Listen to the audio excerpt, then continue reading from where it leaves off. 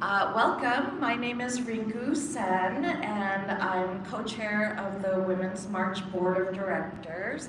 And I'm joined today, at least for like the first half or so of our workshop, by my friend Isa Noyola, who is the other co-chair of the Women's March Board of Directors. Aw, thank you. um, Let me just do a couple of introductory things, and I'm going to give you a reflection exercise for like 2 minutes, and then Isa and I are going to have a conversation and talk about our relationship in front of you in public. The session is being live streamed, so, but I mean, the camera's pointing this way, so it may hear what you say, but it won't capture your image. And if that's an issue for anyone, just let me know and we'll work it out. So just by way of introduction, I want to say a few things. One is, I started thinking about this maybe about 2.5 years ago. Just before the pandemic started, I had started to develop the idea that friendship actually is a huge driver of social change.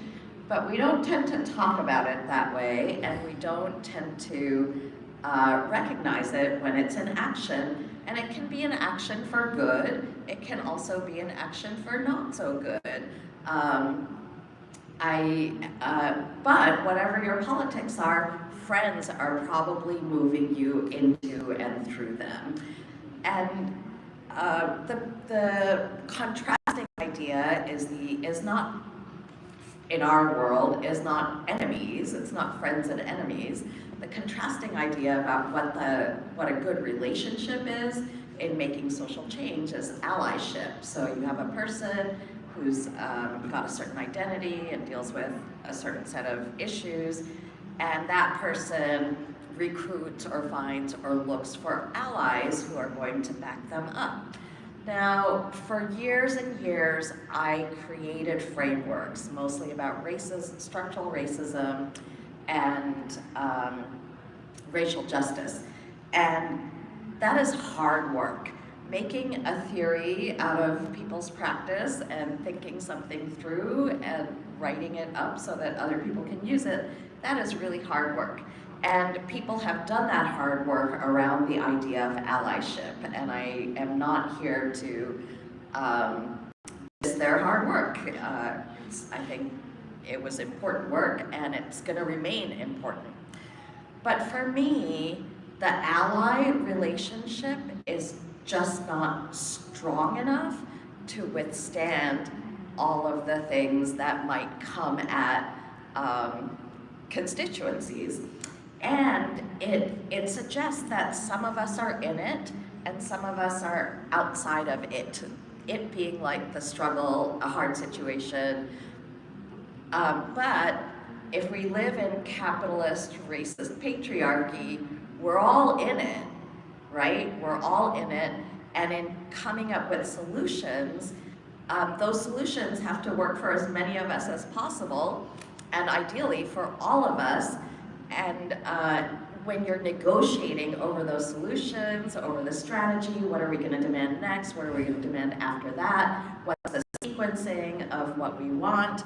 Then you need to have a relationship that's going to like be able to withstand a fair amount of conflict, because if we're all in it but coming in it from different perspectives and coming in it with different levels of privilege or not privilege, then there's a lot of negotiation over people's needs and aspirations and strategy ideas, tactical ideas. So I started to just look into it, you know, like what is the role that friendship plays? And now I've got a couple of years of research under my belt, and the more I study, the more I understand how important it is and how much it behooves us to maintain our friendships and put a lot of energy and time into those relationships. So, what else did I want to say here? So, okay, just before Isa and I go, I'm going to give you your reflection exercise, and we're going to come back to it later. So I would like you to, if you have a piece of paper, pull it out, or you can use your phone. I would like you to think of a friend that you made doing the work. A friend, like someone who you met while you were activating yourself. Or it could be a friend with whom you entered activism, like you were already friends and you decided to do something together. So I want you to just think about, bring that person into your mind. Think of who that is, and just contemplate them for a minute, meditate on them for a minute. And these are the questions I want you to think about in relation to them. How did you meet and get to know each other? What do you like about them or love about them if it's a close friendship? And what have you done together in the common cause, make the world better sort of way? All right? I'm going to give you 30 seconds just to bring that person into your mind. You can jot them down, their name, draw a picture of them, whatever works for you. Yeah? Can you repeat the question? Sure, absolutely. How did you meet? What do you like about them? And what have you done together? Sure.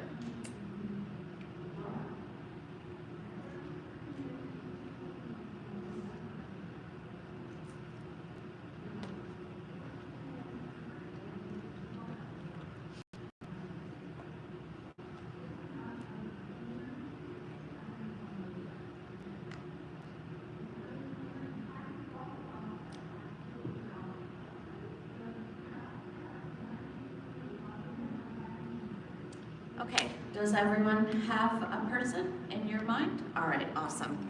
So Isa and I are gonna go ahead and have our conversation. We don't know what's gonna happen. We've never talked about this really before, so, you know, you're in on the ground floor. Okay, Isa. What was the first time you heard of me, or you knew that I was like a person, that you knew I was in the world? I think it was at your time at Race Forward. Race Forward. I was gonna say Color Change. Yeah, that happens. Race Forward, and I was invited as a panel speaker, and it was oddly enough around the issue of solidarity between. I think it was allyship. Now that it was so funny, it was on allyship between cis women and trans women, and it was myself, Teresa Younger from the Miss Foundation, and Camilla Jayapal, who had not been elected yet. She was working, organizing in Washington. And so at that conference, I mean, you were like larger than life. That was a conference I ran. Giving, you know, I was just so impressed at one, just the scale of the conference and that Rinku was leading that, and I think that was to me the start of just understanding the scope of work that you had done and just the years of leadership and just, you know, kind of in the work, in the weeds, and all the different roles, you know. So I was just like, wow, she's a powerhouse. And so she was in my radar, like in that kind of like folks that I'm like looking for and seeing what they're writing, what they're putting out in the world. And yeah, I think that was it. So that was the moment I became aware of you too. And the first thing that I remember happening is, you know, the staff would bring me their ideas for the plenaries. And they said, you know, we had already decided to do that panel, and they were suggesting people and brought your name forward. And I was like, oh, who is this? Like, I don't know this person. She looks so interesting. Look at her work. And then when I saw you on the actual panel, I was kind of blown away. I just think you're so smart, and you, that combination was really interesting of the three of you talking about how you saw things. And yeah, that was the first moment. And then I think it was maybe 5 years later that you and I were both recruited for the Women's March board. And like 2 months after our board term started, we were co-chairs. So that went fast. It was like slow, slow, slow, slow, slow. Right. And then suddenly we were a team. Yeah, I mean, I think to me there was a knowing, and I think we'd seen each other in our work, and then so when we kind of came into a space where we were in this now formal relationship, there was a sense of ease. There wasn't just like, oh, suspicion, or like, who are these people? Who is she? Like, there was already some trust there and some kind of like groundwork, I think, some foundation.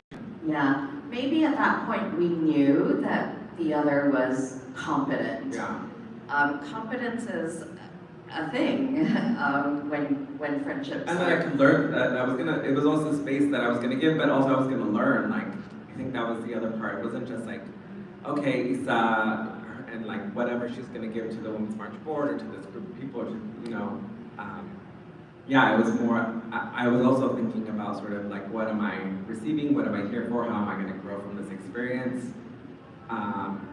Was I the only trans person? Yeah. Yeah, and so I think there was just, it's sad to say, but I do kind of don't necessarily think about, like, after all these years, I kind of just go into spaces and I don't expect, I have lowered expectations, kind of like my dating life. Just like lowered expectations and then you're good, So, I think to me that's, part of it is that, and then just also just like, yeah, along the way I have been hurt, I have felt sort of like used or even in organizing spaces, I think, where you do want to come in with trust, you do want to be open, and like, people are people and, sometimes they're not nice. Yeah, even inside the movement, Even sometimes inside we're not so nice. Yeah.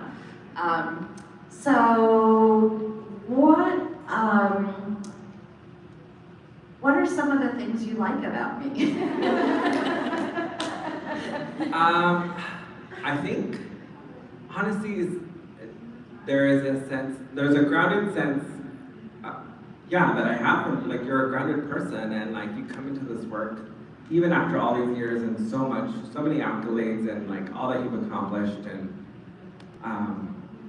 there was humility, I think, is really important to me in leadership, and I think you embody that. You don't you embody this quality of like silent but powerful energy that I think is, and you know your shit, like your shit, and I think, people seek your counsel on so many levels, not just, it's not just one technical thing you're good at. Like, I think you have a good grasp of all the different moving parts of what organizing and what this, like, in this work for liberation takes. And that's the part that I think I connected to you when I first saw you at Race Forward, is that the ideas you were sharing about our people and liberation were so big. And I think I could connect to that because to me, I don't think you just find, like, what I envision around even just like thinking of for trans communities and trans liberation, it's not just around policies, it's not just around bathrooms, it's not just around public accommodations. There's this larger piece that we're connected, and I think that's the part that I connected to you, because I knew that you weren't just like a policy junkie, or that you were just around direct action and getting arrested, or that you weren't just about fundraising or messaging or storytelling. It was like all those parts are work in concert, and that you have some expertise and you bring people along, and I think that's the part that I was really excited about getting, and like I connected to you in that, and really looked up to you in that for that reason. Yeah. Thank you, Isa. So to reciprocate some of the things that did our mics turn off? They were, I think they're, Okay, well, I'll just keep using it because maybe it's working. Yeah, it's like you really have to touch the mic with your Oh. Which in a pandemic, I'm like, who was on this my class?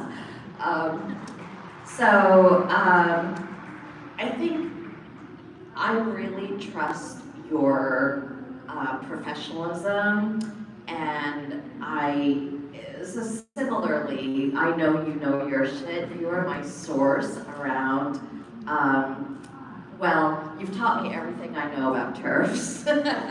You and Twitter have taught, and TERFs being trans-exclusive radical feminists, J.K. Rowling basically, who calls herself a feminist, but I'm kind of trying to find the feminism in her stuff, because mostly what I see is that the right has absolutely organized her in an anti-trans position to on the premise that trans women are not women. That is their entire premise. It's really not any more complicated than that. But you've really helped me. I don't think I'd ever actually heard the term TERF until you said it to me. And you said it to me when we were doing disclosure, self-disclosure, as we were entering the board. Like, do we have any controversies that follow us around? Is there anybody who might like raise something? And you said, oh, you know, sometimes I get into fights with TERFs, basically, or they come after me. And I don't remember what I said. I have lots. I'm a little older than you, so I've had more time to like build up trouble.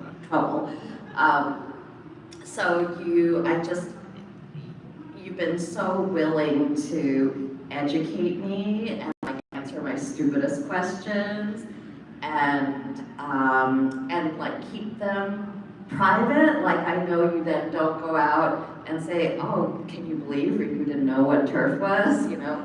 So I feel like I can ask you things and like say things, and it'll be private. It'll be between us. I really trust you for that. And this is a little shallow, but I really appreciate your aesthetic, you know? I appreciate your style, and you bring that style to everything, every time we're together and everything we do at Women's March, and if it's IG Live or we're in person. And I just think you're beautiful, and I love to be in front of you. And then, yeah, we laugh. You know, on any board, there's a lot of boring stuff to do, and then when it's exciting, it's often not exciting in a good way. Like, it's exciting because there's drama or something, and I know you're gonna be steady. Like, that is, I've never seen you freak out. I'm sure you do, but by the time we're working on something, you're like really centered and calm, and that helps to center me and calm me. And I remember the March of 2020, which was our first march we did together. We were seriously afraid that nobody would come, that we'd be like, you know, 20 women, you know, at the front of the thing. It was 3 years. I mean, Trump, we were deeply into the Trump administration by then.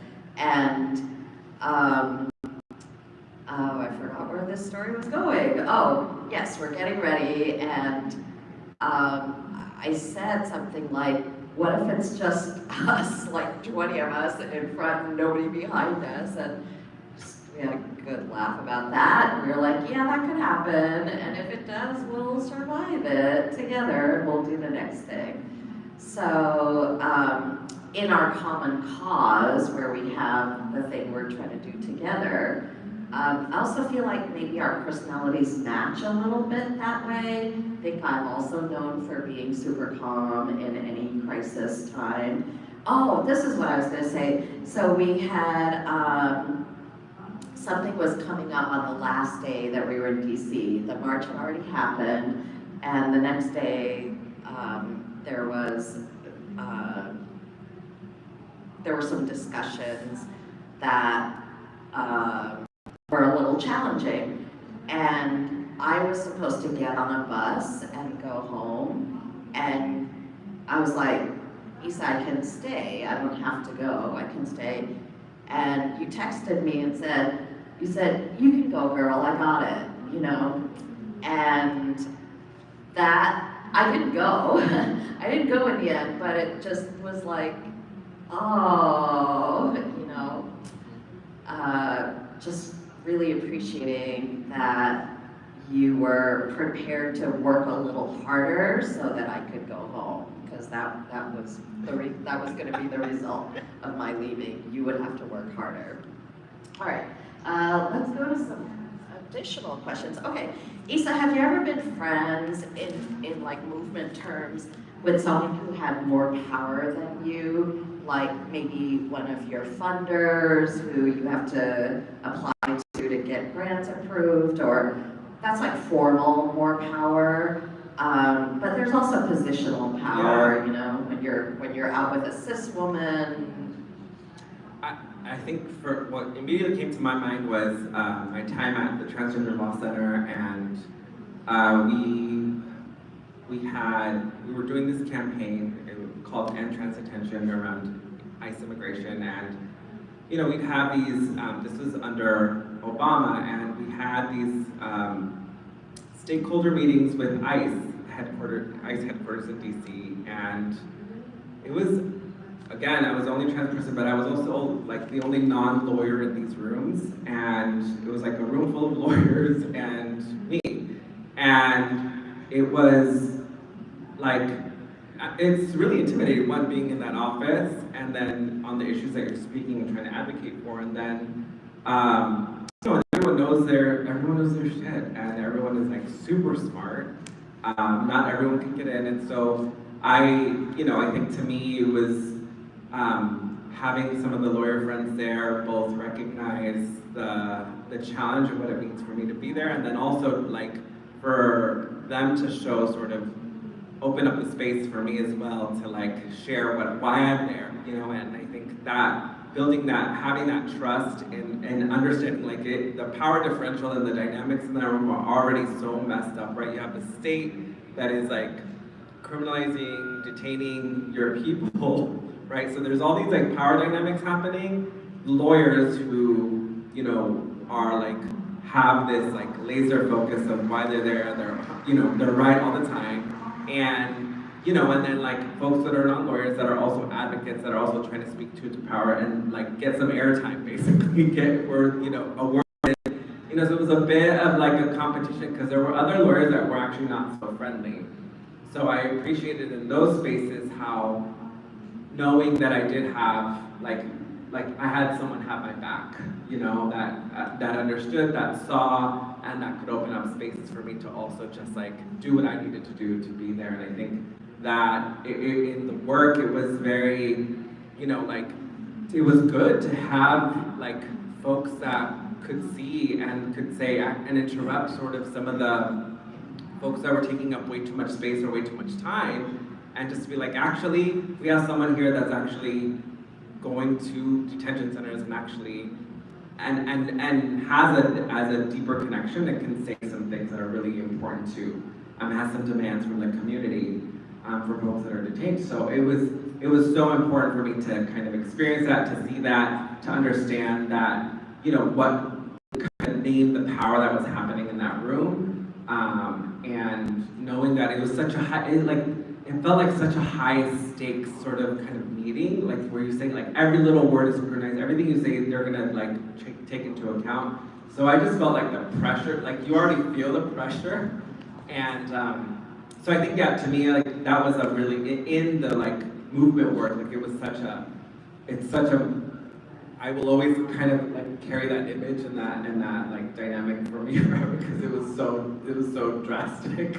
So yeah. Yeah, I've had also friendships with people who had more power positionally, but often our friendship got built outside of the power relationship, if it was formal. So like, if there was a funder who I really liked, we'd have our funding relationship, and then maybe when the funder left their foundation or I left my organization, that was when the friendship started, you know. And I'm old, so there have been lots of career moves among my friends, and I've made them. I haven't made that many of them. I've had like three. This is my third job in life that I'm in now. But yeah, the timing can matter, and like trying to make friends in a differential power situation right in that moment might not work always, might not be quite right, and but there might be another moment down the line that is right and where you can build. So we wanted to talk about the speed of trust, like Adrienne Murray Brown writes about how you have to do movement work at the speed of trust. You can't go faster than the trust that's available in the situation. What do you think about that? I think it's like, you know, one of the mantras that we have at Mi Gente, I'm the deputy director at Mi Gente, which is a national Latinx hub for organizing. You know, relationships are like paramount, and it's like the hallmark of like having good relations, and with folks on the ground with communities that have been directly impacted is like, we take pride in sort of the relationships that we have and with organizations, and that it's not just transactional, sort of like just when we have like call to actions or when we have a drive or a campaign or something, that it's like we're also there like in times when like on like non-electoral cycles, we're there when things like there other things that they're like prioritizing, communities are prioritizing and need us to show up for them. And I think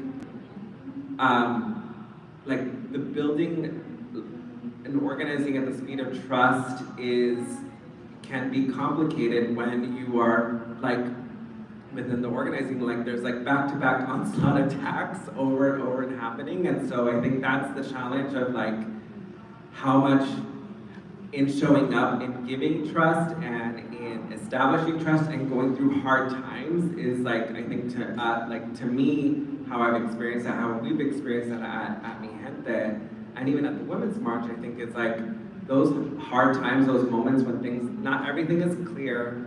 Sometimes we've had to like take another road because this road has been, you know, there's challenges or blocks or whatever. Like in those experiences, you know, we've relied on each other's judgment calls to like, and I know I've experienced that in our relationship, like where you've had to make a judgment call, I've had to make a judgment call, and we've had to trust in that and move together as a crew, so that we can like figure it out. And sometimes we've made mistakes, you know, and I think that in that we've like still shown up for each other, and it's hard, it's not easy, because you know there's when things seem very high stakes, when the state is attacking you in a very precise like way, and you feel the heat from the demands from a community, the demands of stakeholders, the demands of like that surround you to show up to find solutions, you know, to like change the conditions. I think that it feels like,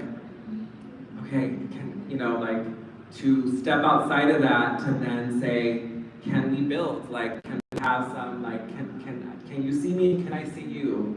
You know, in outside of our leadership, and also just in like how this is impacting you, how these like issues and concerns and like what we're fighting for like impact you as a person. I think that to me, like we like, at least for me, like in doing detention work, we always talk about the dignity and like how the state dehumanizes us, and I think and so often, you know, in abolition conversations, we're talking about like, you know, we're saying like, how can we offer solutions of like the world that is possible, right? And I think to me the relationship piece is like where you can start actually like practice, like having abolitionists practice together, and that rigor that I think, and what it looks like to not punish each other, what it looks like to offer some generosity when we don't get it right. And I think that's the part that I've appreciated from our friendship, that we've shown each other that in moments where maybe I like messed up, or maybe I didn't have all my shit together, or maybe like, yeah, I misspoke. I'm not nodding like, yes. Yes, you have. Your shit together. Yes, me too. Yeah, so. Yeah.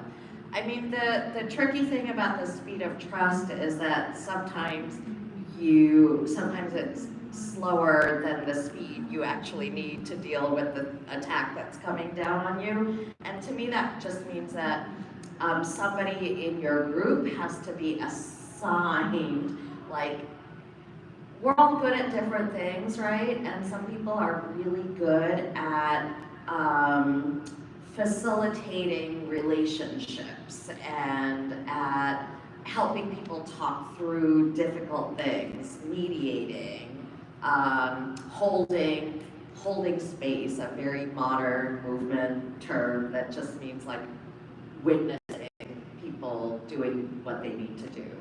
All right, we're getting ready to wrap up here. What to you might be the difference between allyship and friendship in a movement context?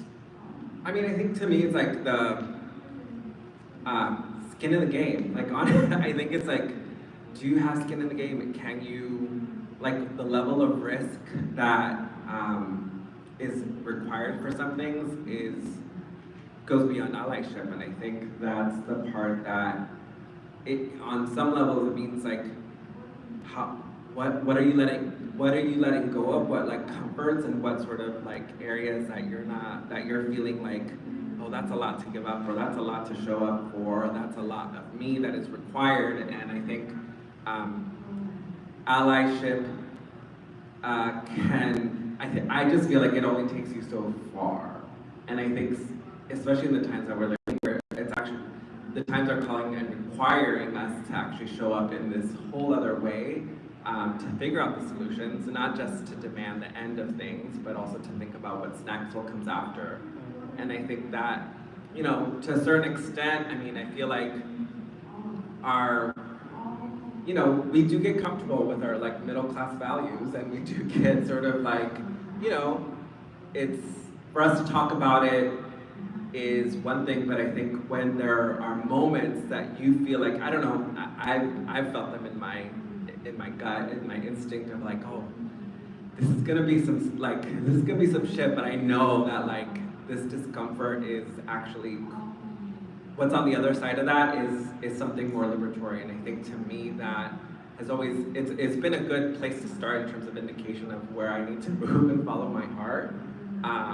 In our campaign work, in fighting against ICE or other systems that I think have, doing direct action and trusting people and showing up, and in, the allyship framework, and I think idea has its limitations, and I think, moving into the relationship building piece, that takes time and in practice, it takes some sort of practice, like this back and forth that you're showing up for each other, and even in times when it feels so super hard. Yeah, the reason I started looking at friendship at all is that I started to find some of our movement discussions about what makes a good ally upsetting. I started to find them upsetting. So for example, what I feel really is we all want connection. We're desperate for it, especially after 2 years of pandemic life too. And also after the great unfriending post-Trump. I just have never before Trump, I had never seen in this country a kind of mass unfriending of people with who supported him. And that was like what you were supposed to do. That was the idea. Like, if your family members support Trump, that means you have a huge break in your values and you can't be around them anymore. You're not going to go to family dinners, you're skipping Thanksgiving. And I always think everybody should protect themselves. Like, none of us signed up to be abused. So if you're in a situation where you're experiencing abuse, it's cool to go. But there's a lot of interactions we have that are upsetting, but not actually abusive.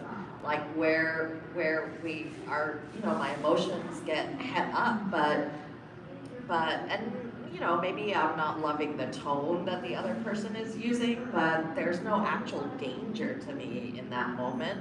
And I've been trying to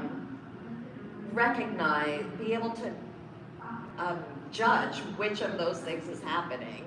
And I think if you read about QAnon and cults and disinformation, it turns out that the thing that makes the biggest difference is a relationship.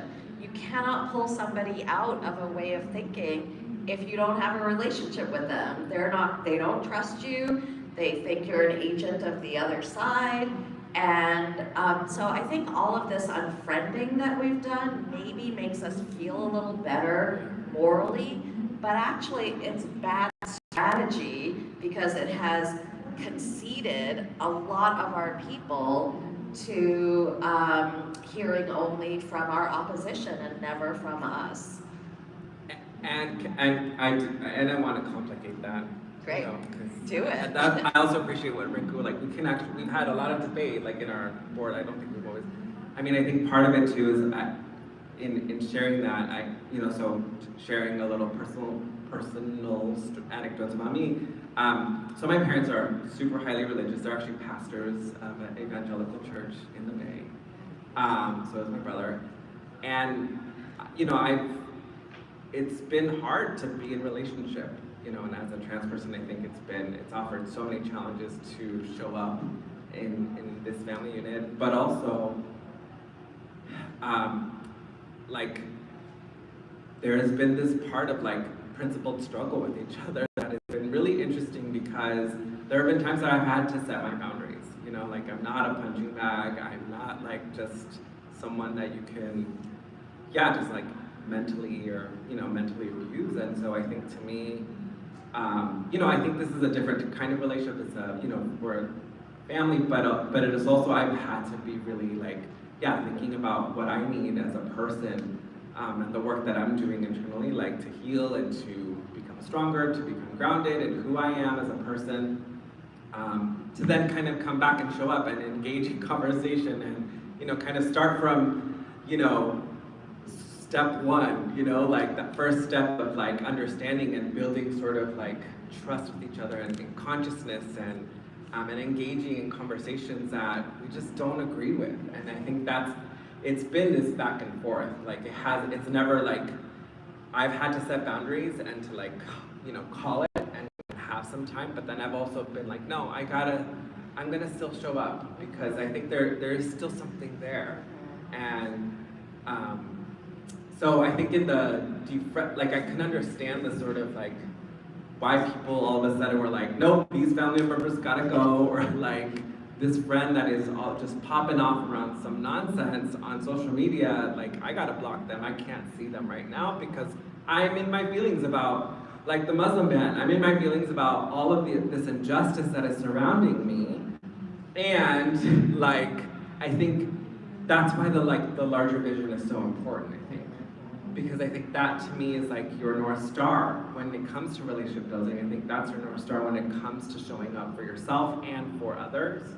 And it's that practice of self-love, I think, that ultimately like can see through some of that, those dynamics. So. You have to be your own friend too, not just other people's friends. Issa, thank you so much.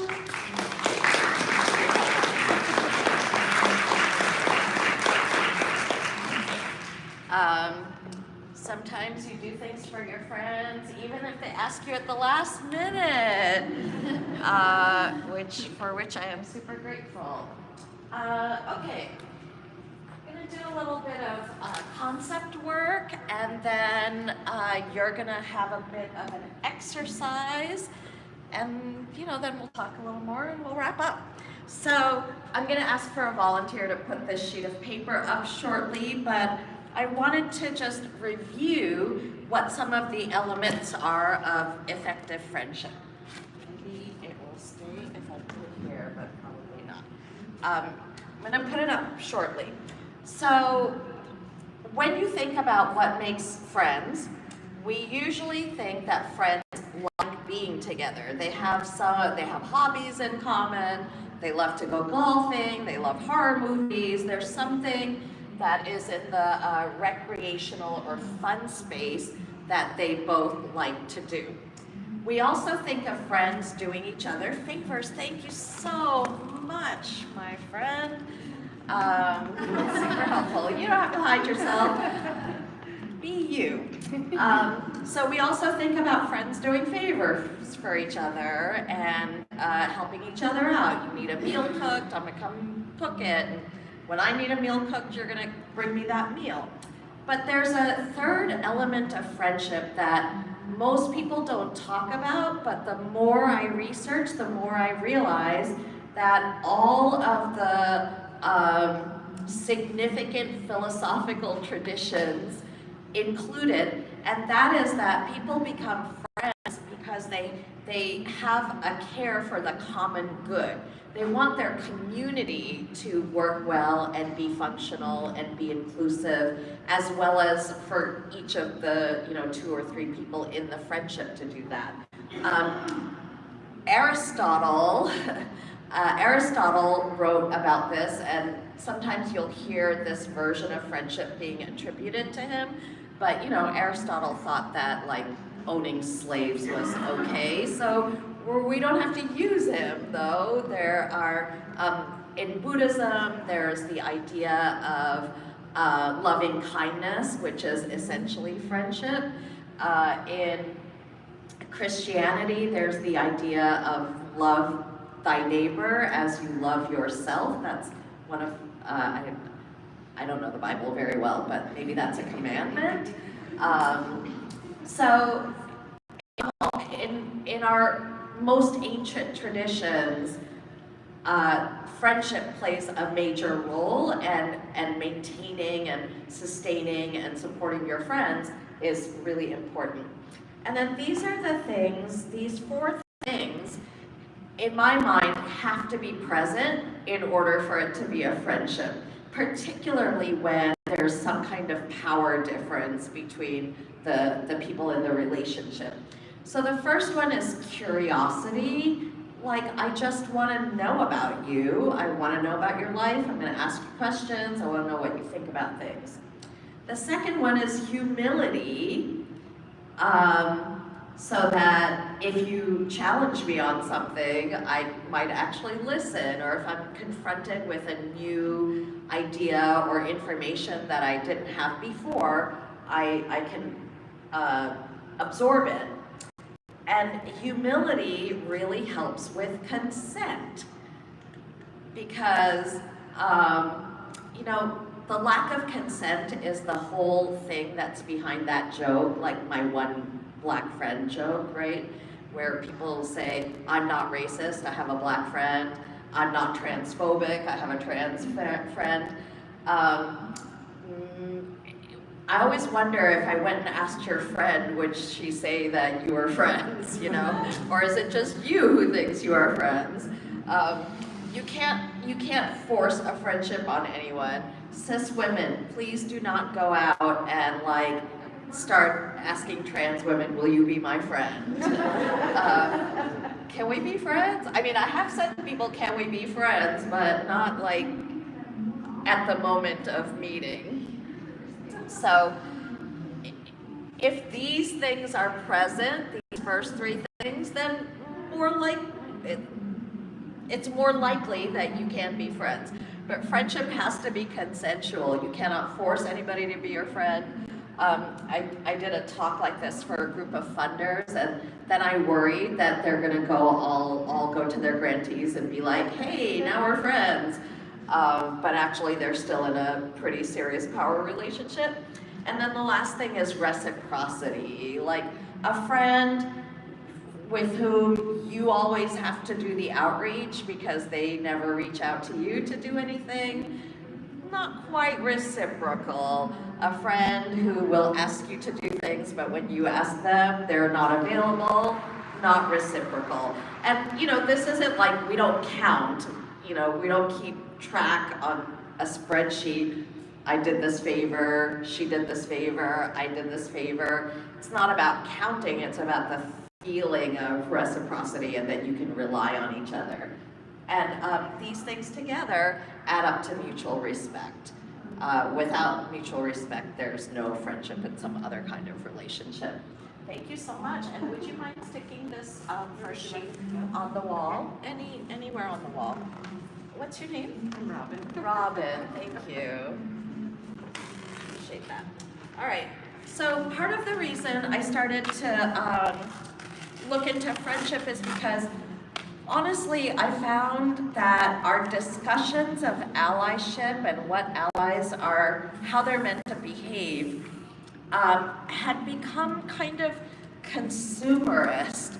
I mean, capitalism takes over everything. It's going to take over my friendship stuff too. And you have to work pretty hard to keep hold of your own ideas. But in a lot of the allyship rules, you know, you've all encountered the rules around allyship. There are things. If you Googled rules for allies, you will find all sorts of advice, and some of the advice just strikes me as not feeding a good relationship.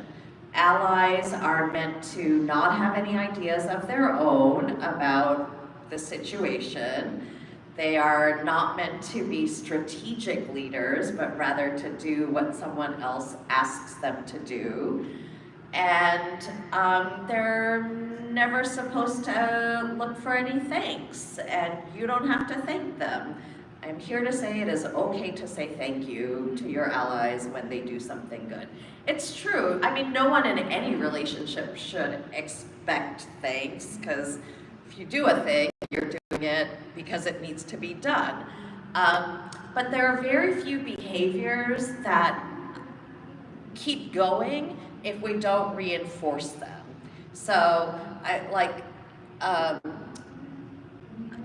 I'll often hear people talk about men and housework, and if my husband, I don't have one, but my theoretical husband, if my husband does the dishes, I'm not gonna thank him because he's supposed to be doing the dishes anyway. He's just doing what he's supposed to be doing. But if you do thank him, he's maybe a little more likely to do the dishes again. With little kids, this is true.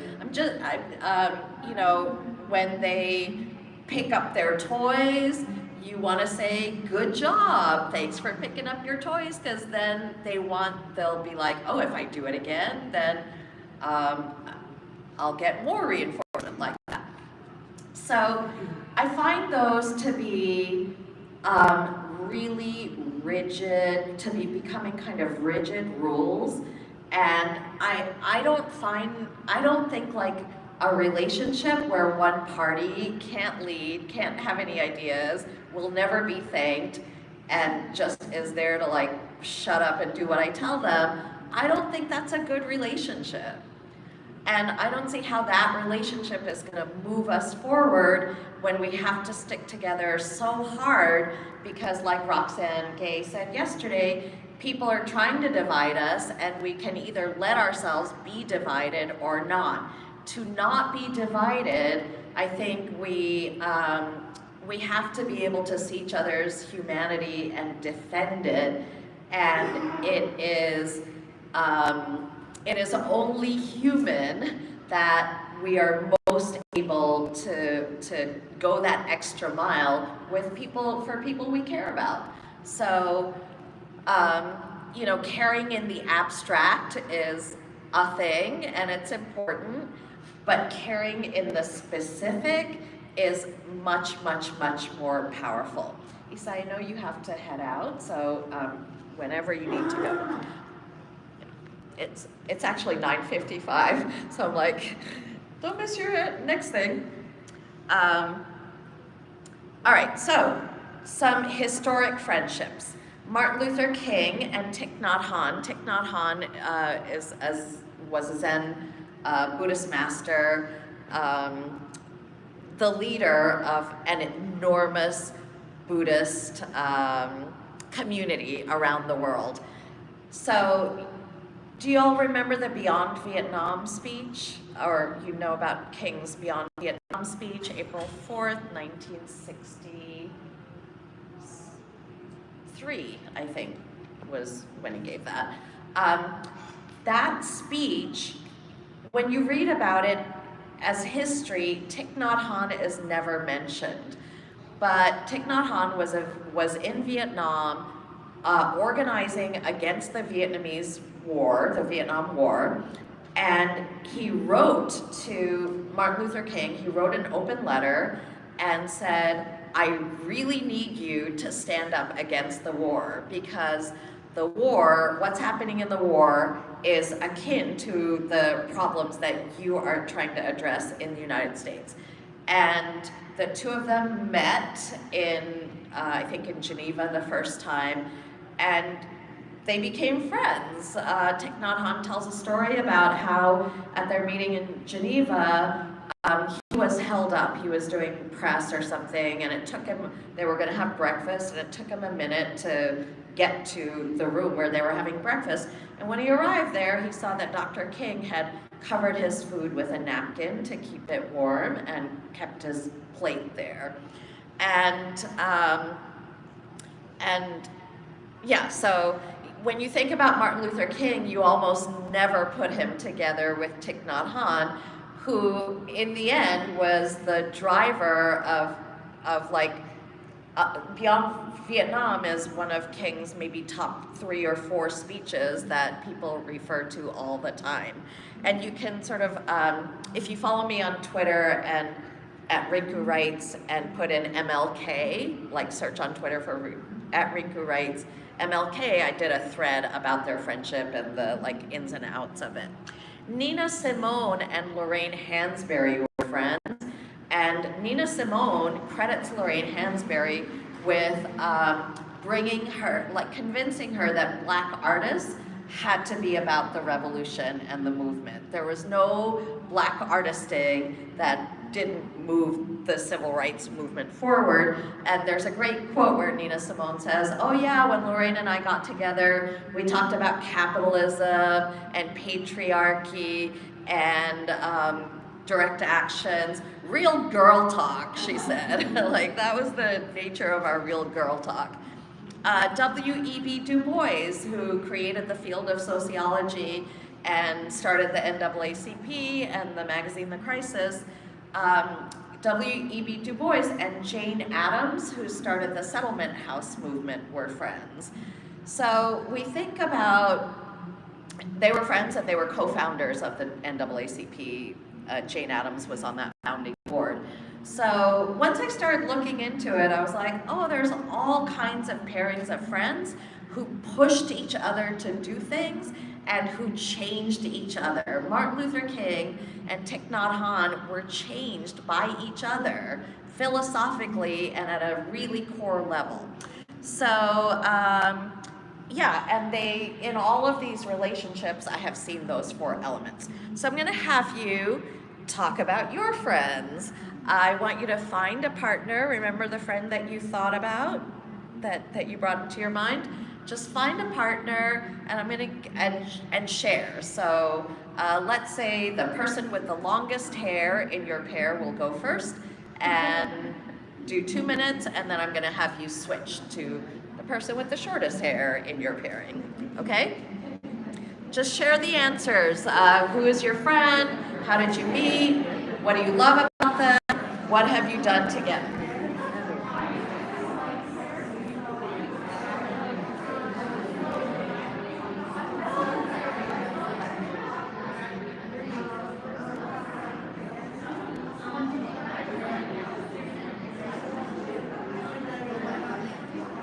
Sure. No, they don't.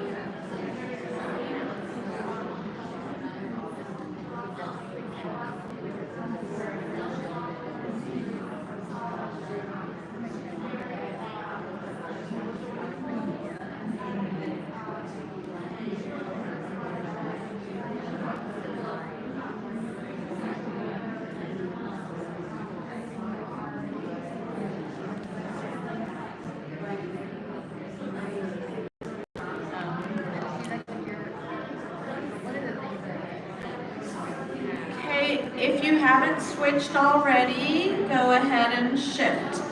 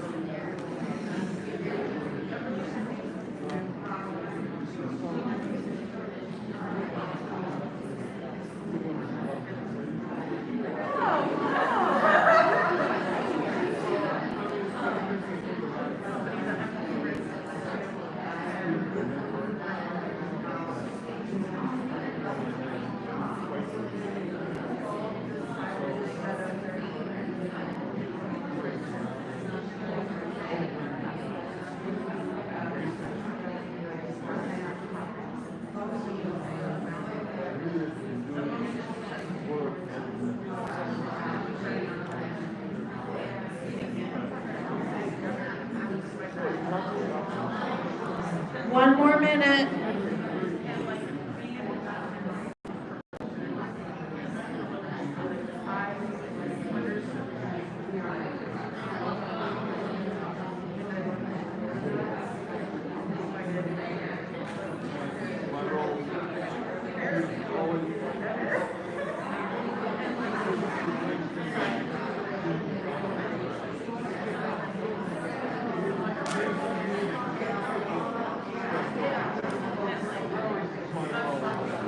Okay, I'm gonna have you wrap those up. Come back.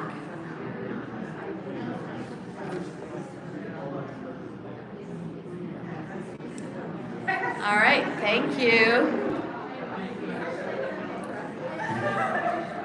So I'm curious about what came up. Like, what were some of the stories you told? Is anybody willing to share? Yeah. I didn't have anyone like this until I came this weekend. As I got off, don't start making me cry, y'all. As I was getting onto the shuttle bus at the airport, I happened to meet someone that lives about within an hour of me. And our stories are so similar. I had never shared my story before. There are very few people that know, but I hadn't told the story to anyone until this weekend. And I've met some of the most amazing women in here. And so she and I together want to start a Now chapter in our area, because we live in a very large area, Hampton Roads, which is 8 major cities, and there's not a Now chapter there. Thankfully, I met the coordinator of the Women's March here. Someone said, oh my God, I know someone from Virginia Beach. But finding it makes me realize how important. I hope that she and I are going to be in each other's lives, because this is what I've needed my whole life. So, Thank you. Anyone else? If you twitch, I tend to call on you. So we'll go with you and then you. Or you first, and then we'll come to you. I don't want to be in front of you. That's fine. So my name is Janae. I'm from California, and I spoke with Pamela here. I was telling Pamela that I don't have someone in this space either. Until this weekend, I've definitely met people that I would stay in touch with for sure. But I owe a lot to my mom, my stepdad. They have really given me a space to communicate about all kinds of different issues, and also encouraged me to attend this, to learn more. I came here wanting to become more involved in activism, and I plan to attend more of these things and find find other ways to get involved. I've started following different coalitions in my area, and I do want to, attend marches and rallies. I wish I could attend DC in October, but I won't be able to. But it's hard to find friends in my area that I connect with because I live I grew up in a very conservative city. But to know that there are people out there, I just have to keep looking for them, So. Thank you. Yeah, absolutely. Do you want to? And then you too. Yep. Start sweating and get naked or something. Oh, in that's front of okay. everybody. Okay, so No I pressure. take this off. That's okay. Of course. Okay, so my name's Taylor, and this is my older sister Temple. And this is my sister Temple, and so she and I are from here. She lives just about 20 minutes from here. I live 45 minutes south of here on the water by Galveston. So we happened to grow up with a very liberal mother. So in our house, we were a little feminist, and this is what she encouraged. These were her slogans. People treat you how you let them. It's kind of contradictory too because Christianity, Southern, so both. Yeah. We knew how to be ladies abound also everywhere. So we always have discussed with ourselves and in our house and very passionate with our children and our lesbian daughters. And that's another thing. Our mother and our family, anybody who was gay, she was the accepting one. So they were at our house. Her favorite cousin, when he was dying of AIDS, and my sister and I were young and teenage, he was there. So for us, it was not an issue or a stretch to be feminist. We thought it meant equality for all. That being said, I've realized after our rights were taken away from us that I'm surrounded only by conservative Christians. And so they're my friends. And everybody's nice to me. But I sort of accept that's our crazy hippie friend Taylor. That's our liberal friend. I live in a neighborhood that the county commissioner lives at a diagonal from me. And he has signs in his yard that say, keep the liberals out. We don't want woke folk around here, things like that. So I feel like I'm quiet out in the world, or just accept people to treat me like I'm airheaded or silly about it. And that's just not gonna work for me. I feel,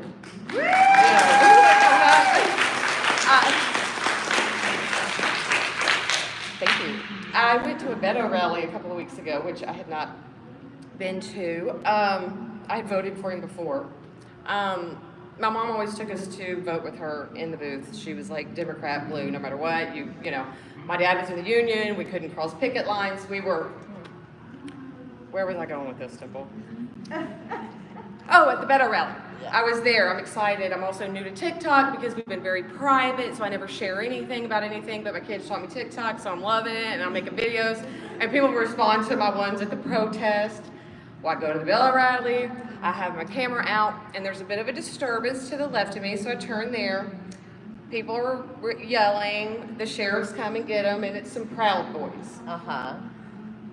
So one of them looked very familiar to me, and a couple of days later, and I told my husband, he looks so familiar to me, and he's like, 2 days later, I'm in the gym, and I walk in, and who do I lock eyes with? But a Proud Boy.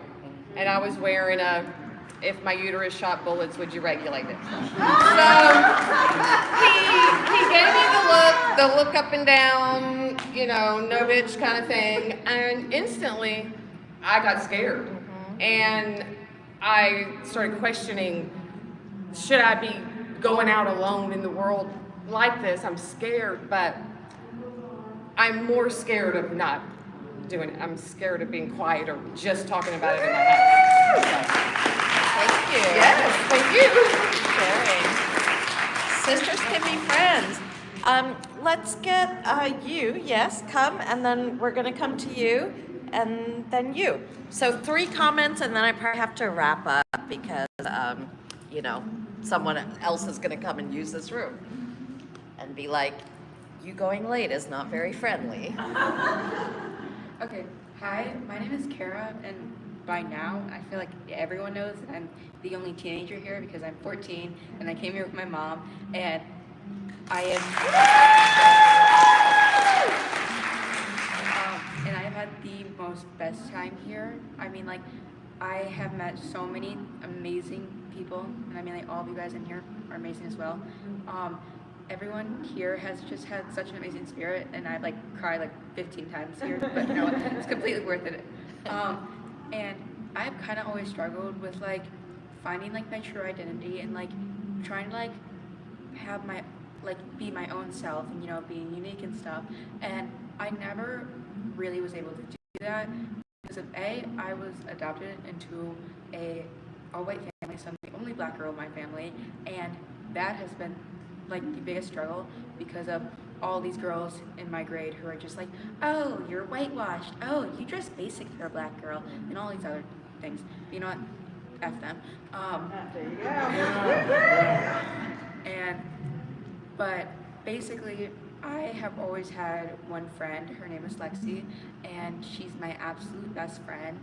She has always been there for me, and she's really helped me find my courage to be able to be standing here right now and to be able to stand up for what's right, because like now slowly all of the cis white boys in my grade hate me because of the fact that I am not quiet and I do not just sit around and just let them, you know, be assholes and be sexist and all this, and, you know, be like, oh, you know, you can't do this because you're a girl. Oh, you know, I thought only girls, you know, played cheerleading. Oh, this and oh that. I mean, like, it's stupid. And I was really tired of just, you know, being quiet. And I feel like everyone needs to just bring out their voice because everyone deserves the right to be able to have people to listen to them. So Yeah, everyone deserves time. Thank you, Kara. Let's get our little line going. So after you, whoever's next, be ready. Thank you so much. This was really interesting. My partner and I talked about how our maybe most valued friendships are the ones where you can just sort of pick up where you left off and not feel guilty that you haven't talked to them in a minute. That's certainly the case for me. I have friends like that from college, and we go way, way back, and we can go months and months without talking and then just fall right back in, and nobody has to feel guilty or judged because you got busy or whatever. And if something really horrible happened to them, you would know about it because they would be calling. To me, those are the best friendships. But the reason I took this lecture is because I'm the Texas chapter lead for Moms Demand Action for Gun Sense in America, and we are successful, I think, because we have so many friendships within our organization. And so I wanted to learn more about what is that connection and how can we deepen it and you know, bring even more people into to the work, but through these meaningful friendships that last. So anyway, if you guys are looking for friendships, Moms Demand Action, just join us. We are all over the place, and we are probably just like you.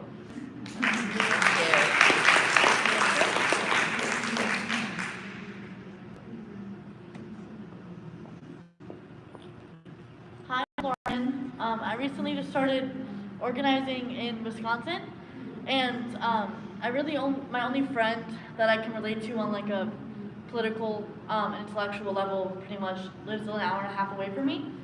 And so I recently just moved back to my hometown for school and have gotten a partner with my sister, and even she like I can't really talk to her about everything because she's like, all you talk about is how much you hate capitalism.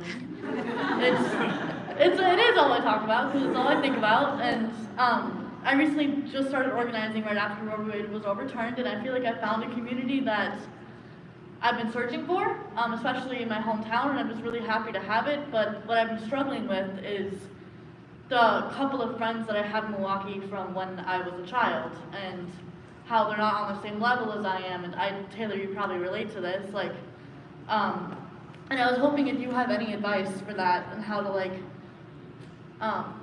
still have those friendships, but also try to open their minds a little more so they understand like where we're coming from. Because right now, like with how much I'm organizing, it's all I think about. So it's hard for me to like step back and yeah. So Great, thank you. Thank you all so much. Thank you for coming to indulge my obsession with friendship. I feel really gratified. There are 3 things I want to leave you with. Number 1, making a friendship takes time. So in your organization, if you want to encourage friendship, you might want to think about making some space and activity where people can actually get to know each other, meet. You know, the downside of friendship, any idea taken to its extreme can do harm. And the downside is that you can make cliques inside a movement, and then you're kind of into a Mean Girls dynamic where groups of friends, exclude others from entering. So, you know, your group might want to have some working agreements about how you deal with each other.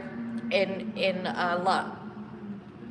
one of the organizations I support, their whole program is built on the idea of radical hospitality, that our mission is to provide that kind of hospitality to everybody who might enter into this community. So, but radical hospitality takes time, and logistics like how things work, that's actually hospitality. So when you're in a group managing logistics, you could think about what I'm actually doing here is making a table or a party, and I want people to be able to hear the music and find the door and, you know, get into a bathroom when they have to pee, whatever it is. So time and hospitality are a way to think about organizational things and activities that might enable more friendships to take hold. I want you to remember that most people enter activism through a friend, not through an idea, not through a flyer, not through a tweet. Those are abstractions, and they might go to a lecture, but they're not necessarily going to get involved in that thing and take a step, be active without a friend recruiting. And then the last thing is, remember that power is everywhere and power dynamics are everywhere. And so a great self-awareness particularly about the ways in which you are using your own power, whether it is formal, as in I have a position, or informal, as in I look the way society says I should look, and therefore I can go places that all of my friends can't necessarily, or I have more money than my friends, and so I can eat in fancier restaurants. Just, you want to have that kind of self-awareness. It doesn't mean that, I mean, we are who we are. I'm not gonna not be a middle-class Indian immigrant with an American passport, with a US passport, but I can be always aware of those privileges and how they might show up in good ways where I can do a favor for a friend, but also in bad ways where I can be clueless and annoying and maybe even a little bit exclusionary or